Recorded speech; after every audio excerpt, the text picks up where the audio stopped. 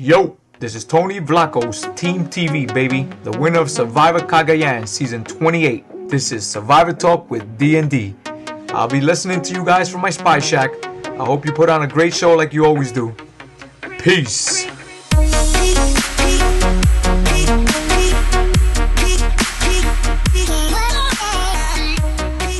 Hey everybody, this is Dwaine. And David. And we're just two best friends talking about the show we love. Survivor tonight is our listener feedback show for episode 2, Method to My Madness. Which was said in part by Josh. Yes, it was certainly attributed to Josh, and therefore, David should get the points.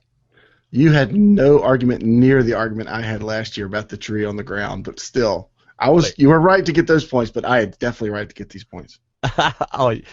Shayna will attest that I actually texted her and said, I really don't have a problem with this. I just out stepping on a tree limb was climbing a tree last year. Yes. And that person you just heard laughing was a special guest tonight, backed by special request. Andy Baker. Hey, everybody. By the way, I listened to that podcast, and I'm fully in David's corner. Oh, yeah. Well, so am I. Like I said, it was just, I had to, When you're debating parts of speech, you've lost the debate. That's right. Oh, man. Anyway, so as always, thank you for starting your Amazon shopping using our link. We do want to thank you for that. I have two special thank you shout-outs to Nicole Kinsman and Pamela Blake, who both made one-time donations through PayPal since our last podcast. Thank you very much to them. That will definitely help us get David's video equipment upgraded. And if you like our show and would like to support us, you can simply go to stwdd.com and select Support D&D menu at the very top, and you can do one time, or you can do $1 to $2 a month, or $25 a month. That's what Andy Baker does. He's awesome. Andy actually messaged me. I didn't buy a shirt because I have too many shirts and I wouldn't wear it anyway, or something like that. It was so rude and mean. It was just... I told you I would rather walk up to you and hand you $20 than have another T-shirt. Yes. That is what you said. So anyway, if you have some iTunes feedback, I do have some iTunes feedback, but I'll share them on Thursday because I get a big list every Wednesday. So. All right, at the end of the show, later on in the show, we're going to tease. No, I'm teasing right now. Sorry. We're going to tell you fantasy points for the D&D Challenge, Survivor Challenge. And also, we've got Miko's questions. This week, it is my turn to answer the questions and get more than 12 points, which is what David got last week. Good luck. What do you think, Andy? Think I can beat him? I'm going to stay out of the middle of this one. All right. Well, the odds are in your favor because you've only got 48 minutes to remember, whereas I had already starting. See, Andy, he's already starting. That's right, got to. When he doesn't like his picks, he's like, yeah, well, I was going to change those, but I'll go ahead and keep them there. Well, as you'll see in the fantasy points, I tricked him into thinking that I thought Coyopa would dominate, so he kept picking Coyopa players. Yeah, apparently you and every other Survivor guru was trying to trick me because everybody thought Coyopa was going to kick butt this season, just like they thought Val was going to kick butt this season. So instead of Rocker leading his tribe, he's sucking the wind out of his tribe. Yes. Taking him down with him. I almost wrote a rap about Rocker.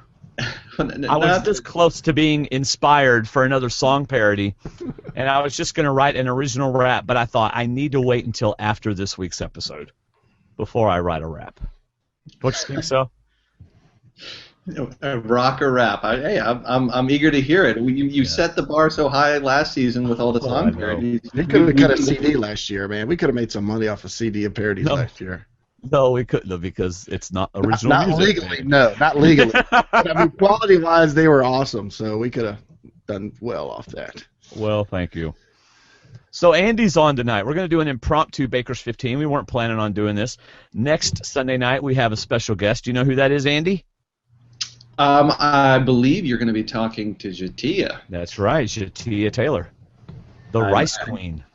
I'm really interested to hear. I mean, like with a lot of these survivors, I'm really interested. I mean, when you start meeting some of them, they really do, no matter how well or poorly they played, they really pop as people. I mean, you can see why casting picked them. And someone like her, I mean, she didn't give lots of extensive interviews after she was on the show. I'm really fascinated to hear you guys talk to her at length, because I imagine she's probably pretty compelling to talk to. Oh yeah, when she isn't isolated and angry and eager to destroy foodstuffs. Yeah, I was thinking about putting a bunch of rice bags behind me for the show. Yeah, she was on our list of somebody we wanted to talk to, and we said something to Cass about it, and she said you definitely want to talk to her. Yeah. Really good person to talk to. Highly recommended by Cass. So she'll be on at the beginning of next week's episode. But now we have Andy Baker, and we, because we know Andy, have decided to limit him to one topic. Yeah, we don't limit the tangents. We just limit the topic. Yes, we're going to start with one topic. Now I don't know how many rabbits he brought with him, but you can read Andy the Baker's Dozen over at True Dork Times, and while you're there, read Jeff Pittman's. I haven't read it for episode 2 yet, but I'm going to. He always does really good stuff, and I did read some of his captions. He has this page where he just does captions. Oh my gosh, that's hilarious. Yeah, I mean, if you read the recap that he does, it's always really good. This week, it's truly exceptional. But if you just want to laugh and just see images from the episode with his very sarcastic wit on full display, it's priceless.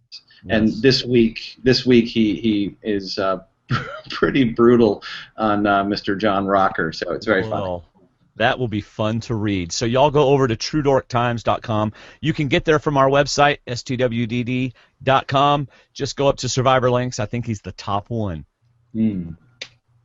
Actually, he might be. So, all right. So the impromptu Baker's 15 topic is Jeremy's options. What is his best path to $1 million? All right. So, I mean, David and I kicked this around for a minute or two. Just in preparation. Loads of prep work there. Basically, we're going to talk about Jeremy and go. Do you have an idea what his path might need to be? Well, it's funny. I mean, just like when, in the game, there are always 18 games, or at least this season, there are 18 simultaneous games being played, and being mindful of that. It's really hard, even when I sit down to write the column. I mean, I set out to shoot for 1,500 words, and I end up with 4,000, because you start thinking about each individual and their path, and this invitation of think about Jeremy and how does he get to $1 million, you start really going down that rabbit hole of, okay, what does he in particular, what is his game from this point on? Obviously, he's established that he's a leader on his tribe. He's put together an alliance with Kelly, Natalie, Missy, maybe Keith. They haven't really had to test that yet because they haven't had to vote anybody out, and as we know, that's always the big test of the early alliance is when they vote for the first time, why it's always dangerous to not get to vote for a while. I mean, I think he's got some pretty obvious targets, but the thing that I ended up focusing on was thinking, okay, yes, you need 5 people for a dominant alliance this early in the game with 9 people on a tribe, but that makes for a really crowded post-merge alliance if you're suddenly going to try to pull in everybody's loved ones. Mm-hmm. So if, let's say they merge at 12, and let's say that his alliance gets there intact. I mean, there's 2 of them who have already lost a loved one, he and Natalie. But still, that you're talking 8 of 12 are in his alliance. You don't really have a lot of time at that point to. I mean, you're going to have to start cutting bait with some people, and then you get into the whole blood versus water complication of, well, maybe Wes doesn't want to come over and join Keith. Right. Baylor's already in good with Josh. Does she really want to come back over to Missy?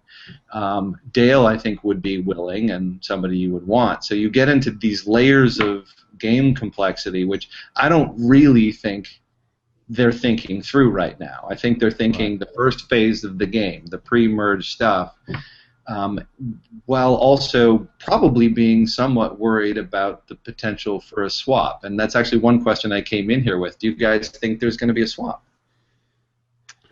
Pre-merge swap? Absolutely. I think it depends on the next challenge, the next immunity challenge. I think ideally they'd like to go without a swap. They'd like to keep them against each other. If Hunahpu can lose an immunity challenge, which is probably not going to happen, I would rather see them go to a fourth immunity challenge and see if the number's even. Because if Hunahpu wins a third straight immunity challenge, they're going to have to shuffle. They're going to have to do something before the merge. It's just too lopsided. Well, my feeling is that there's going to be a swap, not only for that reason, but also one of the things, the dynamics that happened in the first Blood vs. Water, which I think they're tempted to have, is seeing what a swapped tribe looks like. Some people are reunited with their loved ones, right? Others aren't.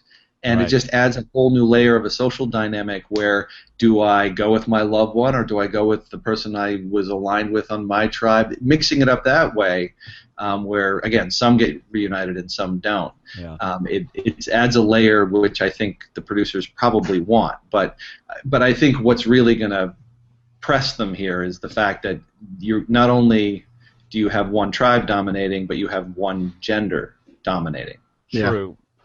But there is a problem with the pre-merge swap, and that is it could throw a wrench into their reward challenge loved one situation. You know? True.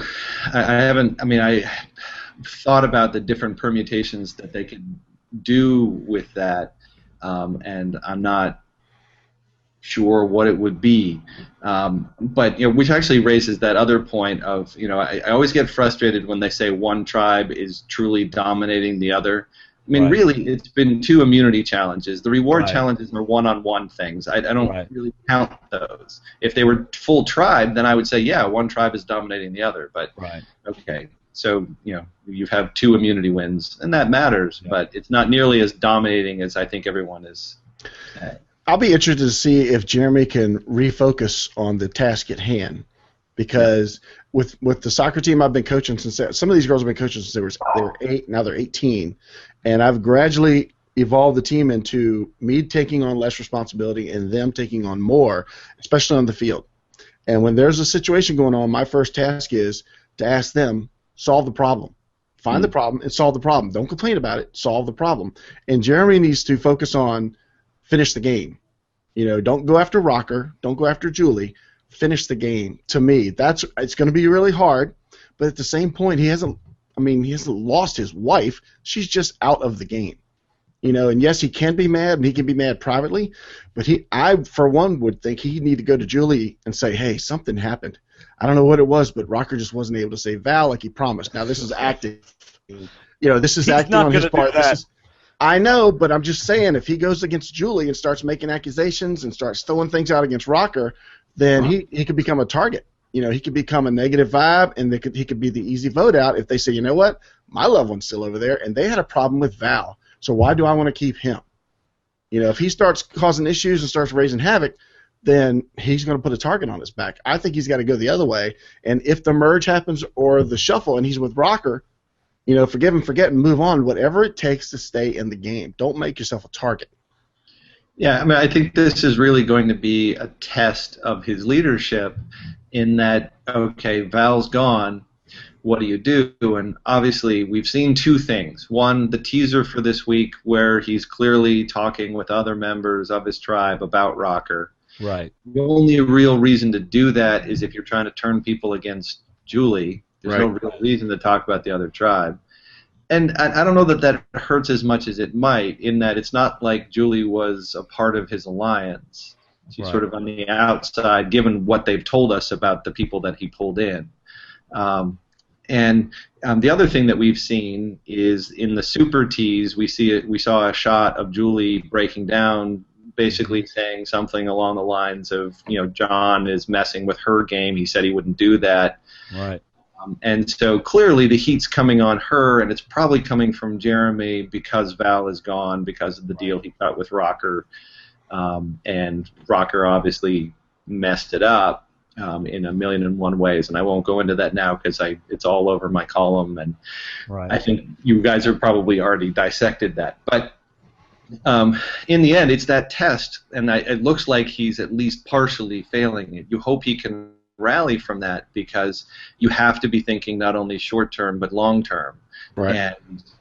and medium term if there's a swap, and being able to unite with Rocker after the merge and let Rocker explain himself, forgive, forget, keep the meat shield in the game.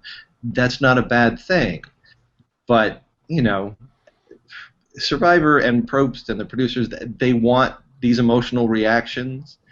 And I won't discount the fact that it's got to be hard if you just take that step back and look at, okay, he and Val got cast on the show. They talked through what they were going to do. They made all of these plans. They got their hopes up. They left their kids behind. You cut a deal with a guy, and the first thing that happens is she's gone.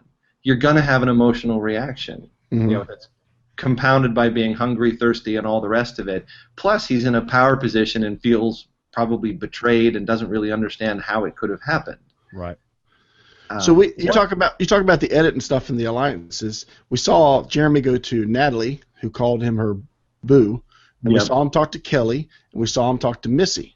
Yeah. Do you think he didn't go to Julie? Because I can understand them not showing the edit, because they wouldn't want to show him turning on someone that he actually aligned with.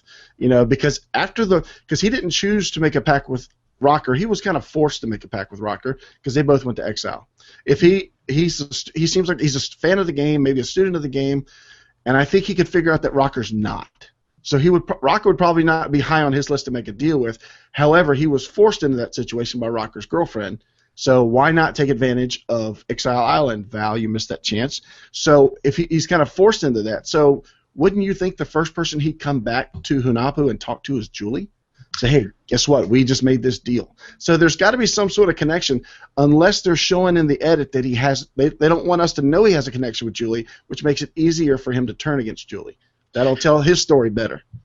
Well, I think there's two pieces there. One which requires my tinfoil hat, but we'll take that one in a second. The first one is that I do think that Julie, if you see if you watch carefully when they're in Hunahpu, and if you watch carefully when other girls are around her, they don't like her. There's just all of these facial expressions whenever Julie talks of just tired of her already. I mean, granted, 6 days, 24/7, you can get tired of somebody, and I think Julie's rubbing them the wrong way, and so I don't think she's on the inside of the alliance. Hey, I know, because 2 podcasts a week, 2 hours a night, you get tired of somebody. But anyway, go ahead with your point. But the tinfoil hat part of this, I don't know about you, but did Julie, when she picked Jeremy, did that seem off to you in any way? We talked about that, and I think Dwaine and I agreed that she had already made that decision. It wasn't something that popped into her head. Yeah, I mean that she tried to cover for that, but it was clearly a decision already made. Yes, she was trying to make up an answer that really sounded good to the camera, but it made everybody understand that I don't know why I'm picking him. It just laid on my heart to pick you, and I didn't buy it at all. I don't think Dwaine did either. Yeah, and the question is why, and we know that Jeremy and Val said in their preseason interviews that they wanted to work with Rocker, mm-hmm. Is this the kind of thing? And we know it from Survivor players that we've talked to that when you're going through casting, when you're at pregame Ponderosa, you already know some people you want to work with. Was that a piece of that? I don't know, but it wouldn't be out of the realm of possibility, because otherwise that pick is kind of strange. See, I'm back to the strategy side of once Jeremy, after the first 3 days or after the first Exile Island where Val went, he goes back to his alliance and says, hey, if you win, send me and I'll start that alliance. I'll start that pact on the other side. We'll get Val involved and we'll just start working on our core for the merge. So, I mean, Jeremy wasn't upset. Maybe he hit his reaction well, as in, yes, make sure you pick me. But that's a good point. That I think her decision was already made. She just tried to make it seem like she just did it on the spot. Yeah. All right, so I have now Jeremy's was on the spot. I'm sorry, Jeremy's was on the spot because I don't think he even knew what was going to happen. Obviously, no. So Keith was just random. But Dwaine, it's your turn, please. Oh, hi. This is Survivor Talk with Dwaine and Dave. I have I'm just playing. What if Jeremy's not going after Go Julie? ahead. What if Jeremy's not going after Julie? What if they get back and they do the reward challenge and he sees Val is gone, all right? And he handles it well, much like he handled Trust not going against Rocker right away, but giving him the benefit of the doubt, knowing it happened 10 years ago and stuff like that, or however many years ago it happened. What if what happens is they go to immunity challenge and Natalie starts talking smack or whatever, and she and Rocker are getting this tiff, all right? And then Hunapu loses, and they go back to tribal council or whatever, or whether they win or lose, they go back to camp. And Natalie everybody's talking bad about Rocker, so Jeremy's just participating in it, but still wanting to work with Rocker and wanting to work with Julie. It's interesting. What I'm sort of fascinated by is this idea that you set up all of this drama here, and what if Hunapu continues to win? That you have, is he with Julie? Is he not with Julie? Again, you don't ever have that alliance tested, so how can we really know? And how can they really know, who's working with whom? Really, the only test is seeing, what happens once you finally merge. And I kind of think that's what we're staring at here. I like that idea that some of this is just smoke and mirrors to keep people from focusing on what's really, some planned thing at the merge. But I don't know about you, but the way they're editing this thing, and including little shots like seeing Koyopa's flag fall down, you don't include stuff like that if Koyopa's going to start winning. Right. And so I think Hunapu is going to be staring at this reality, and Jeremy is going to stare at this reality of being up in numbers at a swap or a merge, because Koyopa just can't pull it together. But he won't have an alliance that's been tested. So I wonder if this argument that comes up between Natalie and Rocker, if it is between just the two of them, might stem from something Dwaine mentioned the other night about Natalie commenting about getting as far as she can. As in, I know I'm an amazing race person. They're probably going to vote me out because of that, just like they did Nadia. I'm going to do the best I can. And to me, when Jeremy comes back from exile, if he does go to Julie and fill her in on what she and Rocker did, the easy pickup would be Natalie, because her Nadia's gone. Natalie's like a free gift, because if she gets voted out first, you lose one player. You don't lose a pair. But if she stays in the game, she's an extra vote. And she called him her boo, as in they were tight. And right away she bonded with him. So I'm wondering if he shared with her, hey, Rocker's supposed to protect Val. We got Julie. You're one of us. That's 5 of us right there.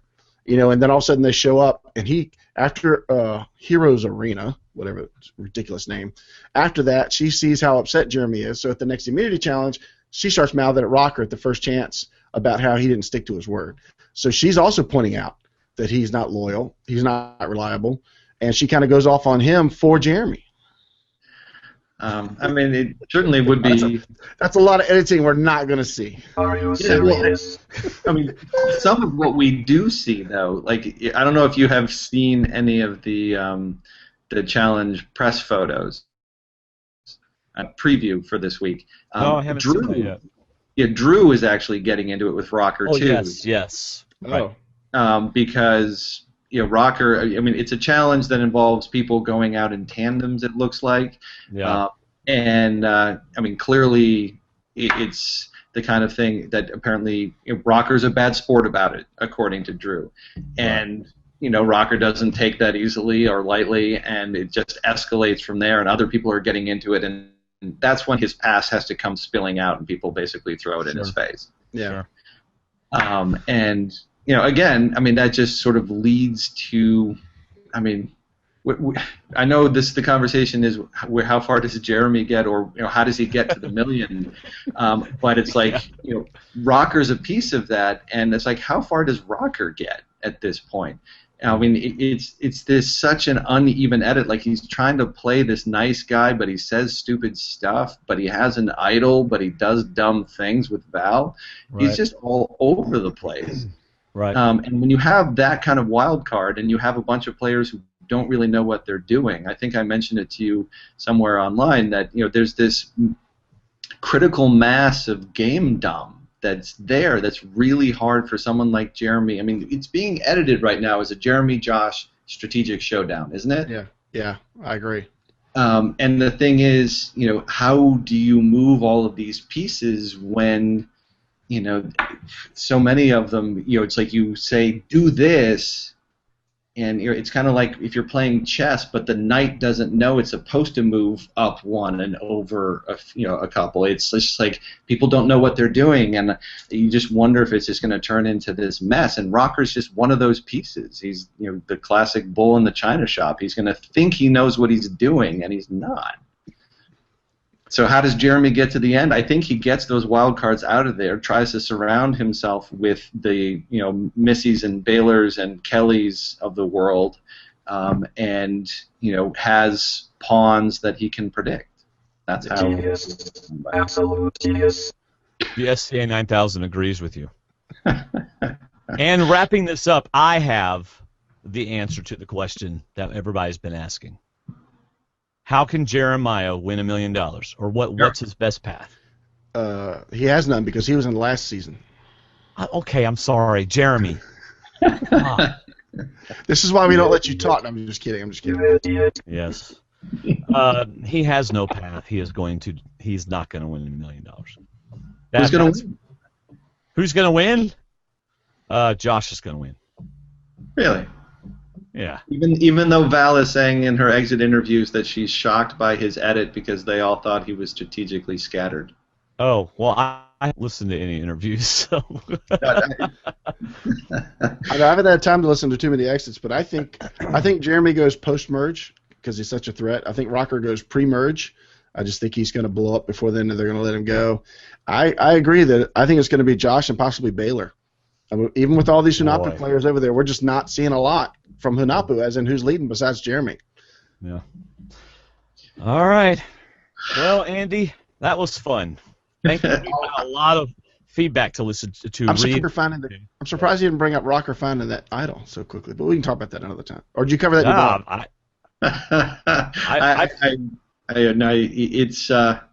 I believe Pittman put it best in his thing, his captions, that it was hidden beneath a leaf. The only question is, did the cameraman point at the leaf? Yes. Or did Rocker stumble on it himself?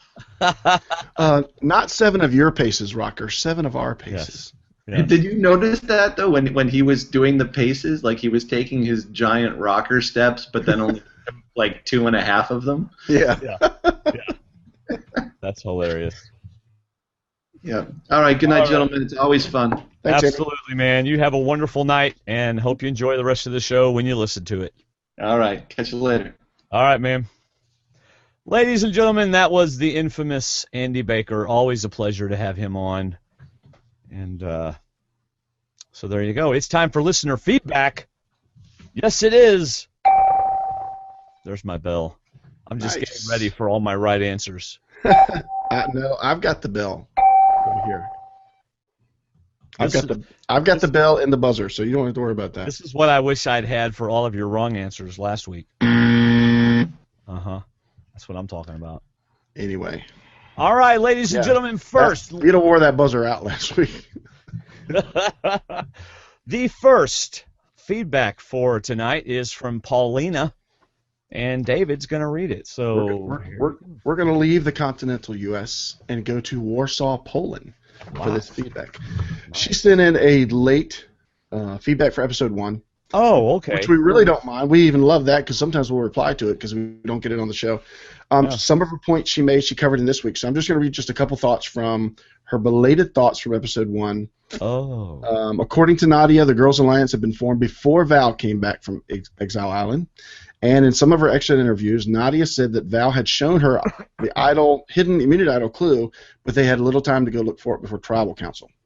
So it's like the ladies knew she didn't have it. And Jacqueline said that she was going to play the sympathy card, but she said, well, we know how that works because she must not have seen Kelly Bruno's story on Survivor Nicaragua.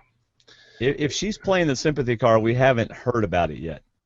Which of course, we haven't heard a whole lot from Jacqueline anyway. Which leads me to think we probably won't hear a lot from Jacqueline here pretty soon. Okay. Oh, really? You think she's going to go home soon? I think she's home soon. Well, she's kind of by herself. Yeah. She finished episode 1's feedback with, generally speaking, this cast isn't very exciting. Before the premiere, I liked only Jeremy and Val and Josh and Reed. Now I'm confused. Join the club, Paulina, join the club. Val didn't show any good game here. Jeremy is too cocky and too rushing and temperate. Reed, we didn't see anything. And on Twitter, he doesn't even have Survivor photo as a super fan. Which I guess they cut him off of Twitter, right? They're not doing any Twitter or anything, so... You hear him every once in a while, and there's been some hinting. But they're not blatantly talking about Survivor. Okay. So for me, it isn't very promising, and Josh, well, he played the good game in this episode, but this Baylor vote, I don't get it, but I also didn't get Tony's vote for Trish. So, she finishes last week's with, let's just say this is not Cagayan. So, well, it's hard to beat Cagayan. Especially when we weren't expecting much and got a lot. Right. So, all right, here's our episode 2 feedback. Questions. Number 1. Did Rocker throw the reward challenge? We know that he did want to go to exile. A secret scene reveals his intention to find an idol or a clue. Oh. Maybe he volunteered on purpose to lose. I hadn't thought about that. She's listed a bunch of YouTube links. So all this is on YouTube. It's like getting to know Rocker, getting to know Jacqueline, getting to know Val. Okay. So all these are on YouTube. And if you Google it, getting to know, you'll probably find it quicker. Obviously, Rocker was too big for this challenge. Even he must have known that. And he did the reward challenge with only one hand. Julie used 2 hands. Maybe in his head it was a win-win situation, or Julie or John could find an idol or win the reward. Val on Survivor Live had the same theory. That is interesting. Yeah, but by the way, just go to just look up the CBS Survivor, or I think it's called Survivor CBS on YouTube. You can just subscribe to them and all of their videos that she's talking about. Yeah. I saw a little bit of his where he said it wasn't that bad.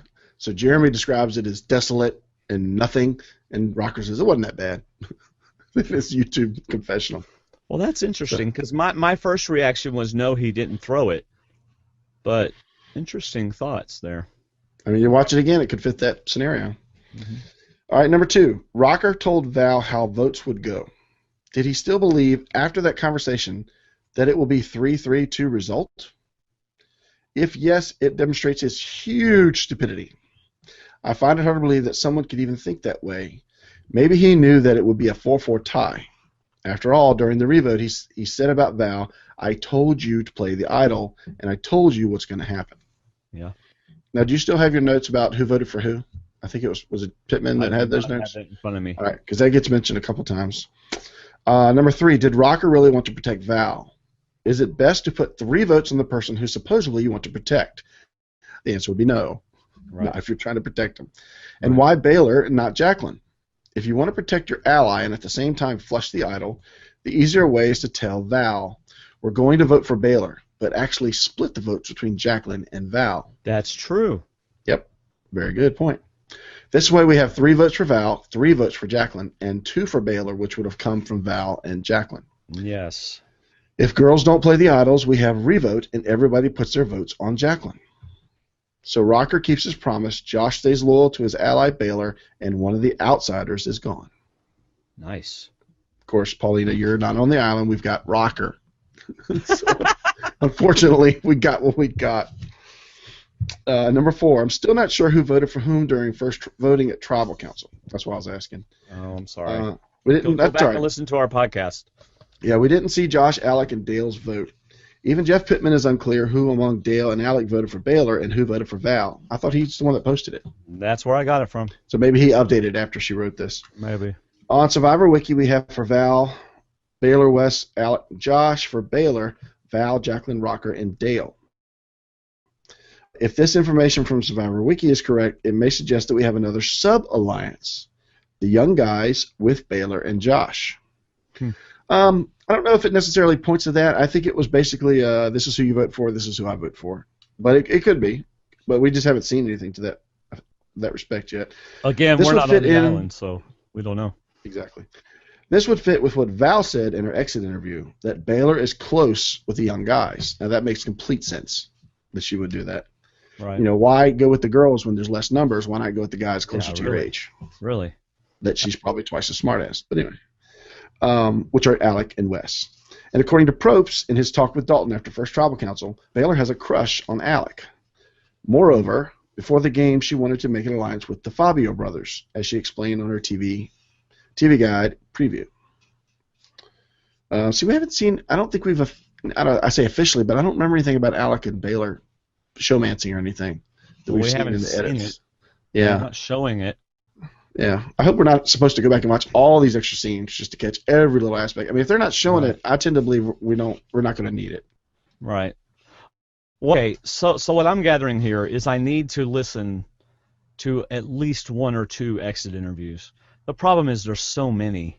Yeah. Which ones do I listen to? Right. You know? So, all right. Feel free to get on our Facebook group and make Cliff Notes. Post Cliff Notes from the exit interviews and share them with everybody. Well, that'd be even better. Yeah.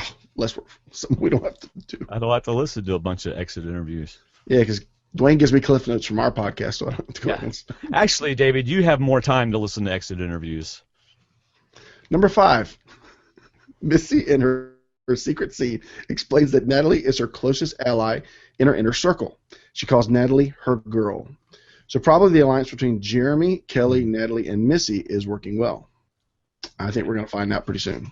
Yeah. Rob and Steven on Know It All say that Baylor is getting the quitter edit. Do you agree? Wow. I haven't heard their reasoning behind it.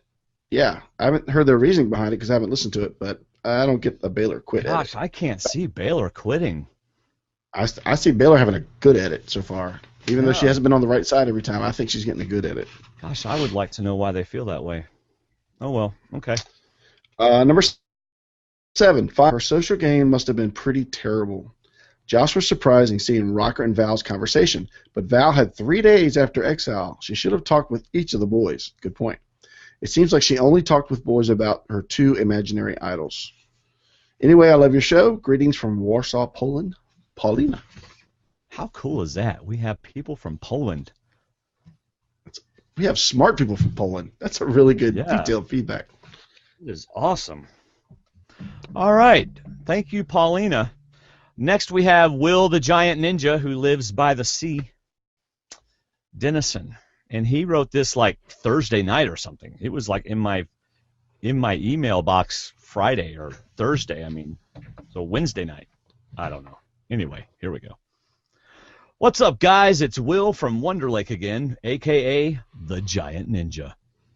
I thought I'd try something new with my feedback this week. As I type this, it's Wednesday night at 8:30 p.m. Again, Dwayne, maybe I should read. I was going to tell you, he mentions when he writes this. Or, gosh.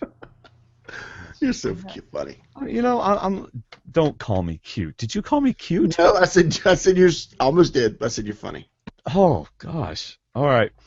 All right, here we go. You're one of those people that when you're frustrated, you're hilarious. I'm so glad you think so. My wife doesn't think so. All right, here we go. 8:30 p.m. I just finished watching the episode, and I wanted to give you some fresher thoughts. So, without further ado, here we go. Number 1, Dear Josh, I had huge hopes for you, and it is on account of these huge hopes that I had faith that you were playing on another level when you cast a vote for Baylor. I assumed that you were trying to make her paranoid. Someone's out to get you. Stick with me. But no, you simply flipped on your closest ally, Baylor, and your alliance on a whim. Your rationale, I didn't want them to know how close we are, was interesting. But Instead of suspecting that you're close with Baylor, they're left with knowing that you're an untrustworthy alliance mate. Survivors have to know that you'll vote as you promised, or you won't be trusted. That's an excellent point. Going off on his own at the last minute. Yep. Dear Hunapu, or as Andy says, Hunapu. Hunapu. I was like, what? Okay, anyway. Remember back on day one when everyone laughed at Wes and Keith for losing their flint? Remember when Reed told you that fire is everything? Remember when Jeff told you about 1,000 times that fire is life? Yeah, fire's kind of a big deal. Don't lose your flint. Dear Michigan John, 2 things. First, no, you don't own it. Not when there are reasonable alternatives. You lie. You say, I gave it to, insert name of non-alliance member here. Period. Second, please don't compare your gaffe to Rice Burner.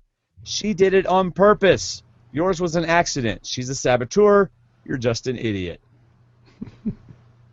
Did he compare himself to her, or was he saying, I was afraid people were going to say you're pulling a Jatia, like he did it on purpose? No, I think he compared himself. As like, wow, that was as bad as her throwing rice in the fire. You know, him losing fire. Yeah. Okay. Number 4, Dear Koyopa. John Rocker versus Julie is maybe the most lopsided physical difference in the game. When you know that reward challenges are loved ones versus each other, you might want to save that one for a non-carnival game. Balance the ball toss challenge. Maybe use it in a challenge where strength is an advantage. Just a thought. Number 5. Dear John Rocker, yes, you lost to a girl. But more importantly, you should have seen it coming. Did you really think you had a huge advantage in an agility and balance challenge against her? But more important than your challenge loss, you said something stupid. You should not have said, I lost to a girl. That can alienate tribe mates and foes alike. Just say, she's tough. I gave it my all, and it wasn't enough today. That's a much better Survivor answer, one that will earn you respect rather than cost you. Dear Hunapu. So if this was a Bible, it would be Hunapu number 2. Or second Hunapu. Second Hunapu, there you go. Yeah, second Hunapu. You were deciding whom to sit out of the strength-based challenge, Julie or Kelly, and you decide on Julie. Meh. Okay, but then you put Kelly up first when she's the only person on your tribe who could possibly have to compete twice? Really? Really? Very good point. Very good point, but in their defense, do we really know how many rounds were played? That's true. She might not have been first. Right. Although, if you go back, well, no, they don't. I think she was first. I just don't know if they went to actually one for everybody, then one extra round. That could have been on more. Yeah. Dear Baylor, way to tough it out. Mm-hmm. Number 8. Dear John Rocker and Michigan John. Awesome battle. Just awesome. Yes, it was. Yep. Very good. Number 9. Dear Val. Don't tell the other side that you have 2 idols when they have the numbers to vote you out. It's much more important for you to survive the vote than for you to protect Jacqueline and yourself. There comes a time when you have to look out for number 1, and it was staring you in the face. But if only that were your biggest mistake. Oh, my Lanta. John Rocker told you that he had set things up so that as long as you played your idol, you were safe. That might have been a good time to say, Mr. Rocker, don't hate me. I'm from Boston. I can't stand New York either, but I don't actually have an idol. You didn't do that because your plan was to thwart their split vote scenario, 3 for you, 3 for Baylor. On to page 3. Mm-hmm. Which brings me to number 10. Dear everyone who will ever play Survivor. If you survive a tribal council, if your plan to survive a tribal council is to exploit a split vote scenario, don't telegraph what your vote is going to be. Seriously, the only way your plan works is if the Alliance of 6 thinks there will be a 3-3 tie. If any of them can count higher than that, there's a good chance that a few of them can, even if Wes can't. They still switch things up. You go into tribal council talking smack to Baylor, telling everyone that you and Jacqueline are together and Baylor has to go. They all assume you're voting for Baylor. If they're trying to flush an idol, which they are, they need you to feel unsafe. As soon as it's clear that your 2 votes are for Baylor, you're either safe or they have to switch 1 vote from her to you, which they did. Surprise, surprise. You didn't have a great hand, but you played it about as poorly as possible. An Oscar-worthy performance? I don't think so. More like a Razzie or a Razzie. Mm-hmm. Well, that's it for now. Looking forward to your recap tomorrow night, and I can't wait to get my D&D shirt. Later, peeps. Will at the Giant Ninja. Tedious. Absolute tedious. Oh, great. SCA 9000 likes everybody but us. I think he likes lawyers. He doesn't want Yeah. to be sued by lawyers. Yeah, by the way, SCA 9000 talked some smack on Facebook today, didn't he? I think he did. I think I read that right before I came on here. Yeah, whatever. A smack. All right. Thank you, Will, for that feedback. Next we have Kayla from Canada. Eh? Cool. Did you catch that? She's from Canada, eh? Yeah. All right, here we have Kayla. She's about to tell. I actually listened to this one. She's going to tell me why I'm wrong, I think. Oh, I'm going to like this one. Yeah. Get ready, SEA. Yeah. Hi, Dwayne and Dave. This is Kayla calling from Canada to leave some feedback for episode 3. So I listened to your recap, and I take issue with one thing, sort of, and that is the bartering. Oh my god. I thought that, okay, here's the thing. They came in, Reed was kind of hangdog. Oh, gee, Jeff, we lost the Flint. It was sad, but I think they did what they could have done. It's only day 6. They've won exactly 2 rewards. It's not like they have a wealth of stuff back at camp that they could have, finessed and worked something out. They had the beans and they had this new fishing gear. Why? They had 2 things. They weren't lowballing him. They didn't have a lot of options. They gave him 1 of 2 options for their own self-interest. They're going to look stupid if they say, yeah, here, take the fishing gear. Can we have some flint? They started with the only thing they could, the only other thing they had, which was the beans. I understand that. I thought it was smart. I mean, it wasn't going to work, but I don't think they were dumb. It's not like they could cut. What they should have done is what Jeff said, which is come in right off the bat, but maybe they were nervous that they'd have to forfeit in order to get flint. And the other thing, oh my god, I totally disagree that the other tribe should have had any say or gotten jack out of this whole situation. The other tribe didn't even earn their flint. They were given it because they had to go to tribal because they lost. They lost and they still got flint. So, yeah, they had no place to be like, hey, we want some free stuff too. If they get free flint or they have to trade stuff for their flint, well, you guys got flint for free, so hush up. No way, no way. The other thing is I don't really think that beans for flint was such a slap in the face. I mean, if poor Reed, he was kind of flustered. I don't think he was expecting to be called out.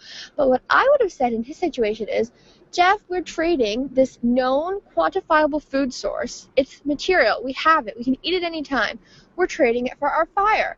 What we're keeping is, the chance that we may be able to catch some food, but we don't know. We've heard a lot about the water in Nicaragua being really rough, them having to rearrange challenges and having to stay out of the water. It could be hard for them to fish, and it could be hard for them to catch anything. So I would just say we're trading something quantifiable and concrete for an abstract possibility of getting food, and we'd like some flint so we don't die. And, the other tribe got flint for nothing, so it's only fair. I don't know. I think it was all right. I don't think it was a big deal. I don't think they should have been punished any more severely. They didn't have anything else to give up. And I definitely don't think the other tribe should have gotten anything out of it. And even Jeff said, he said it was none of their business. So, yeah, you guys, great show. Loving your enthusiasm, and see you later. All right, so she started out disagreeing with you, which I loved, and then she got on my case about Kuopa. Now, the reason I think Kuopa should have been involved is because Hunapu wanted to go outside of the game to get flint. They didn't want to win it. They didn't want to earn it they wanted to buy it from outside of the game. Getting it from Probst's pocket is outside of the game. Even so, Probst had to say, all right, it's going to be at your camp when you get there because from the deal they made. So, a producer had to put it on their poll. They're getting Flint from outside of the game, not because they earned it, but because they lost it. So they had to make a trade. So not only are they getting that here, I think they should be hurt one more notch and something given to Coyopa because they lost it. Coyopa hadn't lost theirs, but they lost it. And I think because they went outside of the game to get more Flint, I think Coyopa should have been given a notch up and evened it out in that regard. But I agree with the bartering. So you just wanted to get the last word in because she doesn't agree with you. Because it's our podcast. No, I understand she got her point of view, but everything she said in the first part is what I wrote on Facebook like the day after we recorded. I completely agree that you start with Beans and go from there. I would have waited till the end too, but I just thought it was really neat that they went into barter like that, and then of course Probst shot him down and said it was an insult, but then he ended up doing it anyway. That's still made a deal with him. I do think she did add a little bit to it by saying they didn't have a whole lot with which to barter in the first place. Yes, she made a good point. So, notice anything different, David? Your head looks a little gold now. Yeah, I got a little C-3PO action going on. That's actually probably a little bit too big and in your face. It's okay. Is it? Because it to me it seems like it's. I mean, his head's as big as mine. This is true. All right, anyway. Thank you, Kayla. Kayla, you are hereby invited to leave more feedback because that was awesome. That's right. Tedious. Absolute tedious. Somehow, David has assigned me 2 written feedback in a row. I'm not sure why he felt compelled to do this. It's not in a row. We had an audio in between. Oh, okay. That's because you let me do it. That's why I did it. Yeah. Give David the opportunity, and he's not even on the show anymore. All right, this is from Daniel. So me and C-3PO are going to read it. Here we go. Where's Daniel from? Do we know? I don't think he said last week. I asked him last week, and I don't know if he answered. All right. Hey, Dwaine and David. Daniel again. This time around, I'm just going to be throwing out some random thoughts on the episode in no particular order, so I hope you two enjoy. It was a huge train wreck of an episode, and you know how much I love those. Anyway, good one, Daniel. Number 1, I don't think John Rocker's redemption path on Survivor is going as planned. Seeing as the first 2 people from his tribe to leave are the only non-white castaways, but we'll see. Oh, okay. I don't think he was doing as badly as he was said to have done this episode, but there was one thing I thought he could have done differently to save Val. My son. Okay. Yes, Joshua? My son with the broken collarbone, ladies and gentlemen, and speak because they see you. Oh, cool. Okay. All right. Does he need C-3PO to help him change the I light don't know bulb, because we're okay? live, and so I can't just stop and talk. But we'll talk later, Joshua. All right. Back to the show. He kind of looked like a medicated zombie when he walked in there. He's on drugs. Okay. He's on potent painkillers that make him moody. Ooh. Yeah. All right. Sorry, Daniel. Where was I? I don't think he was doing as badly as he was said to have done this episode, but there was one thing I thought he could have done differently to save Val. As far as I understand, Baylor, Alec, and Wes were to vote out Val, and John, Josh, and Dale were to vote Baylor. What do you guys think of John Rocker arranging it so he's one of the 3 voting out Val, so if he switches his vote to Baylor, it makes sure she goes home? Given it would probably ostracize him a bit, but I'm sure he could have made it work. Absolutely. Unless he didn't split the names. It might have seemed obvious that somebody else split the names and he wanted to change that. Right. But yeah, he could have suggested the names. Right. Number 2, speaking of the vote plan, I have some other thoughts. 1, do you think Baylor was knowledgeable of the fact that she had votes coming her way, or do you think the guys told her that everyone was voting out Val? I don't know. I thought she looked a little bit surprised myself. Yeah, I think Probst hit it right. Are you expecting votes tonight? Well, I am now. Yeah. So I don't think she expected a tie. Yeah. I honestly have no idea, but Val revealed in her Survivor Live interview on CBS that there seemed to be a sub-alliance within the Guys Alliance between Alec, Baylor, and Wes. Maybe that's why those were the three who voted for Val. Number 3, switching gears to Hunapu now, or as Andy says, Hunapu. It's my understanding that, as a guy, you're allowed one man crush in life. Really? I have not one. Ditto. Okay. But Daniel, you go for it. Most people would waste this opportunity on Han Solo or maybe Arnold Schwarzenegger. Arnold Schwarzenegger? Really? What happened to like Brad Pitt or something like that? I mean, Arnold Schwarzenegger? Okay. Sorry, Daniel. We do say we'll respond to your feedback. So, but maybe if he keeps doing well, I'll use this on John. John Mish, mind you. All kidding aside, something makes me like the guy. He's funny, knows when to be serious, knows when to be apologetic, and isn't really as arrogant as his buddy Drew. If he is thinking strategically, I think it's a smart move to align with Drew, at least in the short run, because Drew's arrogance, laziness, etc., as shown in the previews for episode 3 on CBS, will make him a target before John. So kudos to him for finding a shield, and I still love that epic moment when he took down John Rocker in the challenge. Is it smart to be aligned with the next guy that could get voted out? Wouldn't that make you look like number 2 to be voted out? Why would they vote out Drew next? If he's lazy, doesn't want to do anything. I'm just saying, like he mentions here, if Drew is arrogant and lazy, use him as a target before John. But wouldn't that make John the second target?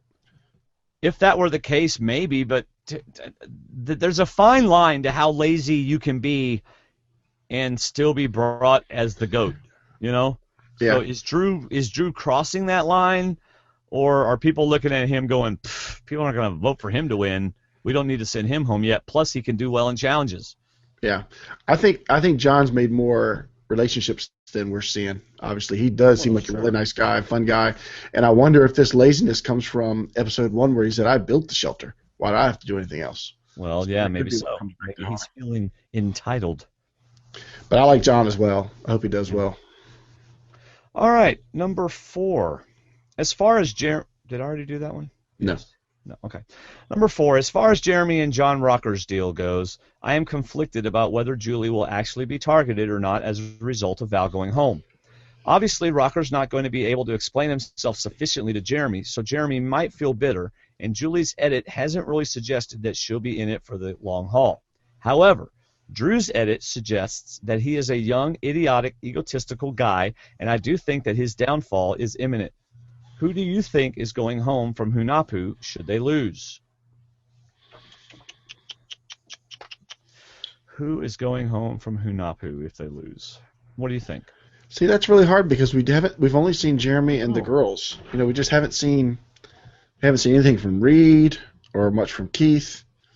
I think it could. I mean, it depends on what's going on over there. It could be Keith, it could be Drew, but it could be one of the girls like Natalie.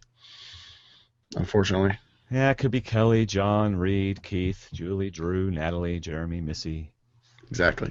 Could be any of them. As soon as we see that tribe, maybe we can figure out who's on that tribe and not doing well. I mean, maybe Keith. He's the oddball out. I'd say it could be Keith or it could be Julie. Yeah. Okay. Overall, I'm worried most for Drew or Jacqueline leaving next week. The Drew I could care less about, but I hope Jacqueline stays. I don't think her edit's been given justice, and something about her makes me want her to stay.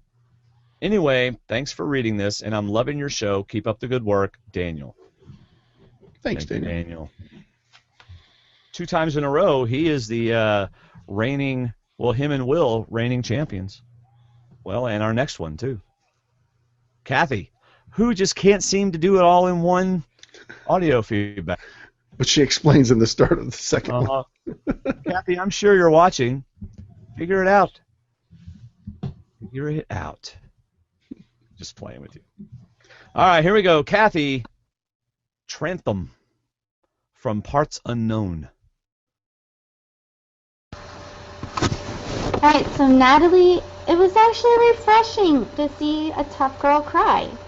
I feel you, girl. But So when they're back at camp after the challenge, and she's crying about her sister not being there, and first I really wondered at the challenge if it was kind of an act, but then no, they were real tears, and she had really red eyes, so it was all real.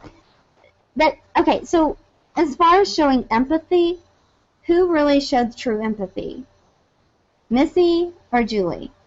I think it was pretty obvious it was Missy, even though Julie says she's so empathetic with, working in her spray tan, whatever she has to do there. And I feel like I'm really Julie bashing today, but she makes it easy. So so now moving on to the immunity challenge. I think when she was asked or volunteered, I don't know what she did, but to sit out of it, I think she really breathed a sigh of relief. I think she was happy because, something could have been popped or deflated or something. Yeah. So, first of all, Drew and Alec, I cannot tell them apart. And I don't know how Probst can tell either. I'm wondering if they had to wear name tags and they just blurred it out in the editing. So, Missy and Baylor, did you guys notice that they were ready? I mean, they were in position to go, and then Probst interrupts them before they started. Like, oh, how is this, going up against your daughter, Missy? I was like, oh, Probst, this is just, you're really making it obvious you're trying to bring in the emotion. And then the line, the inspiration of the X's is too powerful. You're trying a little too hard. Just let it work out. Let it work out. And I really do, though, think that Baylor kind of milked the injury to try to get her mom's focus, knocked off. I don't think she would have. I don't know. That's just my opinion. And what's the heck with Jacqueline? Checking to make sure things are there 2 times. So back, I'm almost done really with this whole feedback thing, because the second time I watched it, when I was taking down notes, I got to the part after the immunity challenge, and Val and Rocker are. What? See, the website heard done. Yeah. Cut you off. Our website is so smart. All right, let us continue with her second part. Hey, I don't know what happened. I did not stop that last recording, so, but it stopped at a good time. But I don't know, weird things are happening over here. Or I'm just moving around too much, I don't know. Anyway, so moving on. Session, Val and Rucker, they're talking strategy, whatever, and I said I really just got disgusted the second time watching it through, and just stopped. I just stopped watching and turned it off. I mean, I'm just going to say this because Val, I really liked her, and I really thought she was going to do well. So I don't know if she had some kind of iron deficiency stuff going on, that impairs your thinking. I get that. I've been there. So I'm gonna call it that. Rocker, I'm wondering if you just had too many line drives to your noggin. And then we just add that headbutt with John at the end in the challenge. I'm thinking that's all I can figure it out. So that's all I've got to say for this week. Thanks, guys. I think you're awesome, and have a great evening. Bye. We think you're awesome, too. Yes. Even though we weren't out there, I think it seemed like Val put her in more of a difficult position than she was in. We don't know what she felt. She may have felt ostracized or being from Exile Island. We don't know. I don't think Rocker took too many line drives. I think he didn't have enough Survivor experience to know that she couldn't have 2 idols if he just found one. Right. So is it just me, or when you hear Kathy, do you think Julie? Do you think I'm she not sounds touching like that Julie? one. I'm not. No, not at all. Boy, you are risking life and limb. Glad I'm not on YouTube right now. She hasn't posted anything. Oh, she hadn't. All we've Okay. got is from Robert Bowery, who said, "Well done, Andy." Yeah, he's pulling an SCA 9000. Robert is. Yeah, really. Yeah. Yeah, but All right, thank you, she's gonna Kathy. find some video clips of you. So now Oh, she's, I'm sure she will. Yeah. Hey, just go to my YouTube page. There's plenty of idiotic stuff I did on my personal ones. Yeah. Hey, by the way, this is what a broken clavicle looks like. Does that look painful or what? Where See that? That's supposed to be straight across.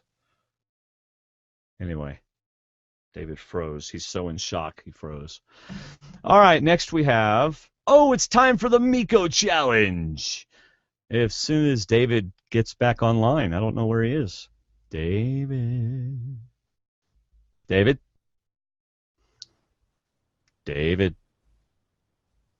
All right, I will have to edit this out of the audio. We are about an hour. Yeah, make note of that. What happened to you? Nothing. I kept talking. What happened to you? Oh, it's probably on my end. One of my It boys. might be me. All right. Arg. Next, it's time for the Miko Challenge. Can I get more than 12 points? We'll see. I Really? don't think so. Really? Really, I get the buzzer this time. Mine's better. Don't think about hearing that. Oh my gosh. What was that? That was what you're probably not going to hear too often. That was the wimpiest bell in the history of bell wimpiedoms. That was download a sound app about 30 minutes ago. All right, hold on. I'm going to put up Boba Fett and see if he'll help me. Okay, Boba Fett's going to help me win this. All right, here we go. All right, you got 10 quotes. 10 quotes. Here we 10 go. quotes. Quote number 1. This isn't the first time we failed to decide before we just throw out our matchup out there. Alec. 3 points. Was it 3 for every one of these? If I don't do the multiple choice, I get 3 points. No, there's no multiple choice for these. There's multiple choice for the next set of questions. Oh, how many are these worth? I thought they were only worth 1. I could be wrong. Well, Miko will keep track. All right, quote number 2. 1 point. It's really touching to see a tough girl cry. Missy. That's not fair because you were given that through feedback. That's I wrong. wasn't. I don't remember that. Oh, it came up twice. Well, big deal. See, you're already complaining. I am. No, I'm You just are. kidding. Oh man. Number 3. Do you think that's a big deal, bro? It's not a big deal. Do you think that's a big deal? Can you say it more like the person said it? Like I did for you? Do you think that's a big deal, bro? It's not a big deal. Also, the guy's Spanish? He sounded like a Spaniard.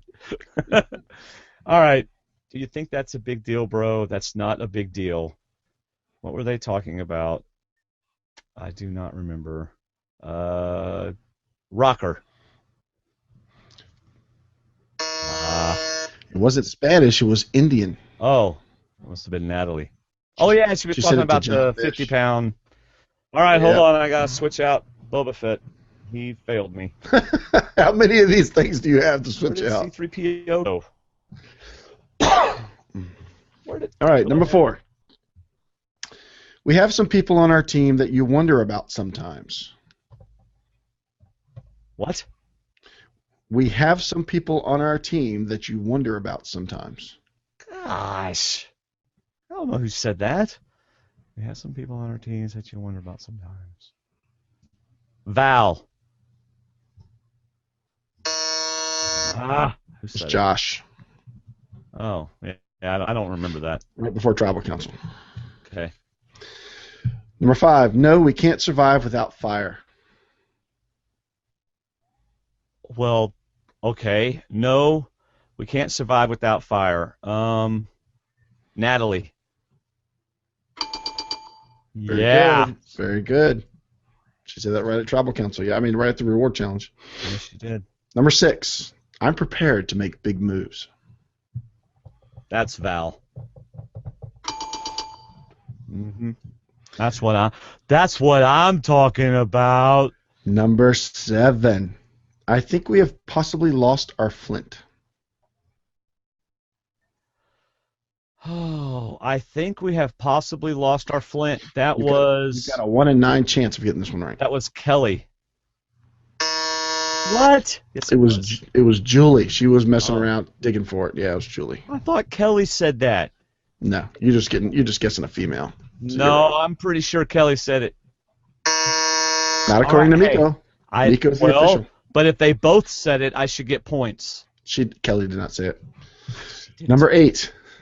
Clash of the Old Guys. Number 8. Clash of the Old Guys. Well, that wouldn't have been Probst. He wouldn't have said that. Besides, he didn't say we could use Probst. Clash of the Old Guys. Who said that? We'll say... Oh, that sounds like something she'd say, but you've already said her. Baylor. You should have had a 1 in 2 chance of who would have said that. It better not be Natalie. Clash of the Old Guys. Well, Who would have said that? I don't know. Who? Alec or Drew? Oh. Alex said it. Well, you didn't say it like a fish. I know, because you've gotten too many right already. Oh, you jerk. Number 9. Wait. You'll get this one. It's time for Boba Fett. Okay. Number 8. If you are wrong, you admit it. Oh! John Mish. Yep. And you'll get this one too. Number 10. Yes. Number 10. Wow is right, because you did. Own it. What? Wow is right, because you did. Own it. Oh, wow is right, because you did. Own it. Oh, wow is right. Wow is right, because you did. Own it. Arg! Think about it and you'll get it.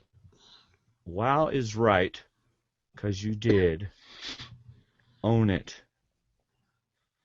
Wow is right, because you did. Oh, that's Val. Yeah.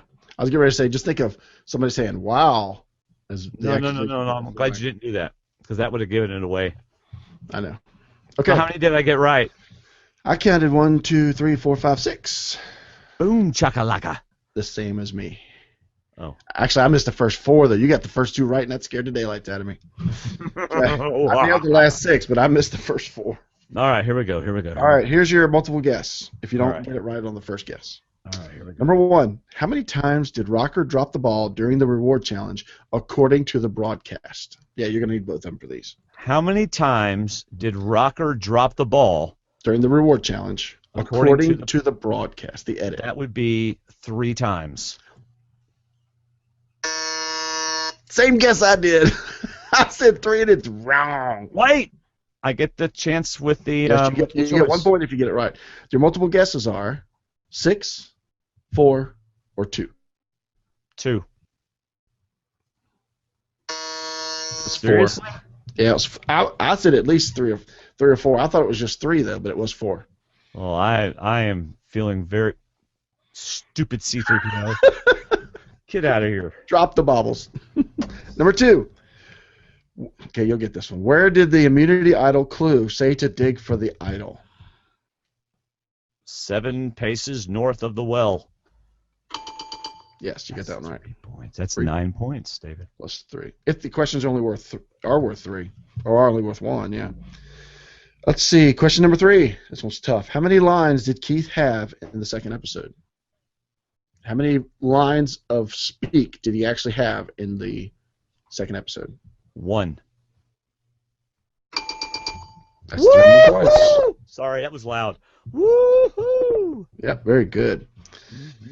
Let's see. He did have a reaction shot at the arena about the fire and the Flint, but he didn't say anything.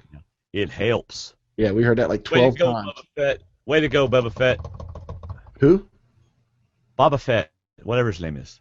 Boba Fett. It's Boba not Fett. Bubba Fett. It's Boba Boba Fett. But the redneck redneck bounty hunter. Boba Fett. Hey, I was talking like Keith. Now you just leave me alone. You hear? question number 4. Top question number 4. Here we go. Who wished Kelly a happy birthday after the immunity challenge was over? Oh, David, you are so going to lose. I know. That was Natalie. That's why this isn't fair. Oh, would you stop it, you sore loser? It's all right. I'll get my 48-minute episode coming up where I have to answer quotes from just 48 Yeah, whatever. Again, you're a sore loser, and you know it. Question number 5. Sore loser. Wait till we talk about the fantasy challenge. We'll get there. Yeah, I'm doing horribly, but I'm not going to make excuses like you do. That's because you do it off the air. Number 5. Who were the 3 people who said during Tribal they've heard Val had 2 idols? Wait, I have to name 3 people? And you get a point for each one. 1 point per person. There were 3 people that said that they knew Val. They also heard that Val had 2 idols. All right. Wes, Alec,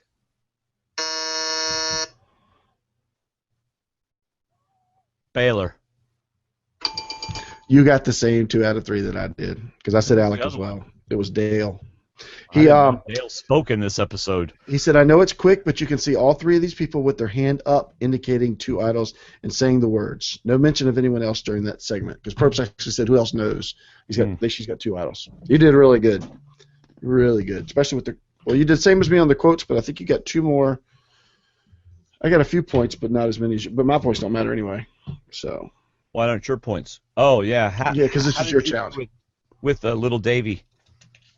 I did. I counted 16. If the questions are worth 1 point, the first quotes are worth 1.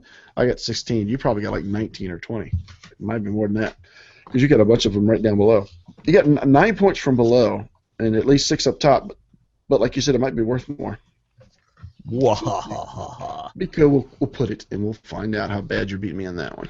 All right, let's talk about the CBS Express teaser for next episode. Episode 3. Oh, sorry. Hold on. And if you don't like teasers for next episode, just fast forward until we're not talking about it anymore. Because we still have the Survivor Challenge points to go over. Yeah. Episode number 3 is entitled Actions versus Accusations. Yeah, okay. Sounds like another Josh comment, but anyway. A showdown pits father against son and puts their relationship to the test. Meanwhile, former Major League Baseball player John Rocker is confronted about his controversial past during a combative immunity challenge. Wow, they're actually going to call him out on his past at a challenge? Yep. I bet that doesn't happen until after he talks smack, though. Yeah, probably after he goes through and either physically does something he shouldn't have or just gets upset about losing again. He doesn't seem to like losing. He's very cocky and condescending to other people. Yes. So I'm sure it won't be tough to upset other people. He's probably going to start asking, when do I get to throw bags of sand at cans like Philip did? When do I get to do that? So that's what he's waiting for. All right. Well, that'll be a fun episode. I'm looking forward to watching that one. Absolutely. I mean, I look forward to watching them all, of course, but we know we're going to start getting more drama because the teaser from episode 1 is a lot of drama coming up. Yeah. Yeah. All right. It's time for the D&D Survivor Challenge. Let's see how we're doing here. All right, so I'm going to do a little bit more detail, but I'm using the post that I put on our Facebook page. So if you want to print it out, check those 2 posts out. I put up 2 separate posts. One has got all the detailed points, and one's got the overall points. So if you just want to see a quick breakdown, look at that one. All right. All right, we'll do my team first. Start with Josh. Of course, he got an appearance point. He gave 3 confessionals. He and is credited with the title of the episode. Yeah. But the poor guy can't win a challenge to save his life. Yeah. So then we got Jeremy. Wait, you didn't tell how many points he got. 12 points total. 12. All right. Then we got Jeremy, who is on the tribe that wins a pre-merge reward challenge because Julie won. Of course, he started an episode. He's on the tribe that wins immunity challenge, and he also had 3 confessionals for a total of 17 points for week 2. For week 2. Total 41. That's pretty good. Yeah. In fact, that's the highest one. I know. Jerk. Well, we'll get to that page in a minute. Stay on the other page right now. Oh, I'm sorry. Then number 3 for my team, Rocker. Of course, he got an appearance point, 2 points for going to Exile Island. He also had 3 confessionals, and he said blindside. 1 point per blindside. He said it twice. Yeah, he did. He said it twice. And he found a hidden immunity idol, which he's going to carry for a while because he's not going to know when to play it. Oh, no. For a total of 16 Gosh. points. That's so frustrating and annoying. Then we got number 9 in my lineup. He bats last. His name's Wes, or could be Les. Oh, my gosh. He got an appearance point and then struck out. He's done. Oh, that's horrible. Then we go to Kelly. She's on the tribe that wins the Premier's Reward Challenge. She is on the tribe that wins immunity. She got an appearance point, and she had 1 confessional. So she had 11 points. Ah, good for her. Natalie also had 11 points. She got 3 for being on the Reward Challenge team, 5 for the immunity challenge, started an episode, and she also had 1 confessional, 11 points. Drew even got 9 points. He got 3 for being on the reward winners, 5 for the immunity. Started an episode but no confessionals. The same went for Keith. He won reward, won immunity, started an episode, and then so he got 9 points. And then Julie, reward, she won the duel for the reward challenge, so she got a total of 8 points there. On the tribe that won immunity, and then she started an episode for a total of 14 points. Gosh. How is it right that a guy that gets 1 line in an episode gets 9 points? I don't know. For you. But for that episode, my team pulled in 100 points. Man. Which was down from my week 1 of 127. But week 2, I got 100 points for my awesome Valdring tribe. Oh, you poor soul. You were down 27 points. I have absolutely no sympathy for you. Now we go to Dwayne's losers. I mean, his, what's your tribe called? I forget what your tribe's called. Vinorama or something? Videorama? Something like Vinara. that? Vinara. Sorry. It means winners. I'm so used to hearing, Valdring wins again. So, okay. Yeah, that's what. Yeah. Uh-huh. Too bad they're not in the country that it means winners. Yeah. The problem. Oh, nice. All right. Come on, hurry up. Val she started an episode, which was her last, and she had 3 confessionals. 7 points. Alec, good old Alec, started an episode, disappeared, 1 point. Reed, on the tribe that won the reward, on the tribe that won immunity, that's 8 points there. Started an episode, 1.9 total points for Reed. Missy won the reward challenge, won the immunity challenge, started an episode, and had 1 confessional, total of 11 points. Oh, this is horrible. Baylor, she was there, and she had 1 confessional, total of 3 points. Woo. Nadia was not there, of course. She's still 0. John Mish, your top scorer. John Mish, 3 for the reward challenge, 5 for the immunity challenge, 1 for an appearance point, and 2 confessionals, both of them about Flint. 13 points. Then we go to Jacqueline. She was there. Got no points for her reward challenge antics or immunity challenge, and got 1 point. And then Dale, who did well for you last week, this week got 1 point for being there and 1 confessional. I am not happy. So your point total for week 2 was a whopping 48 points. And the totals for our teams right now, I have 127 plus 100 is 227.